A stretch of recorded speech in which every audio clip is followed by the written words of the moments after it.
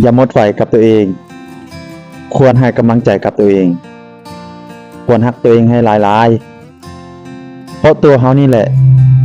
ที่รู้ทุกอย่างเกี่ยวกับตัวเฮาเองว่าเฮาต้องการหยังว่าเฮาอยากเป็นแบบใดอยากใช้ชีวิตแบบใดคนเฮาแต่ละคนการใช้ชีวิตมันบ่คือกันสิ่งสำคัญที่สุดเฮาเป็นคนหนึ่งที่เฮ็ดเวียกเฮ็ดงานเฮาควรเป็นคนที่ให้กำลังใจตัวเองรักตัวเองดูแลตัวเองเพราะตัวเองนี่แหละคือเสาหลักของการเฮ็ดสิ่งใดต่างๆในโลกนี้ถ้าตัวเฮา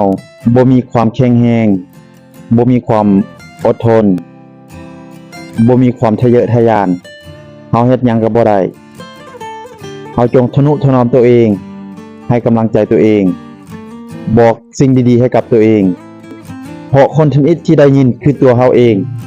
เฮาเว้าสิ่งที่ดีเฮาก็ได้ยินเว้าสิ่งที่ลบเฮาก็ได้ยิน